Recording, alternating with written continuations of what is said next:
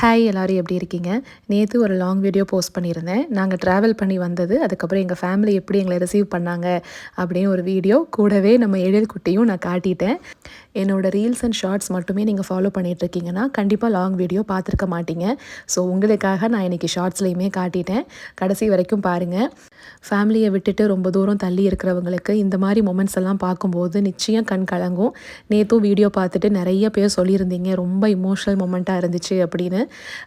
Thank you. உங்களோட எல்லா கமெண்ட்ஸுக்குமே நான் சீக்கிரமாக ரிப்ளை பண்ணிடுறேன். இனிமேல் எழில் குட்டியை அடிக்கடி நீங்கள் வீடியோஸில் பார்க்கலாம். ஸோ இவர் தான் நம்ம எழில் குட்டி.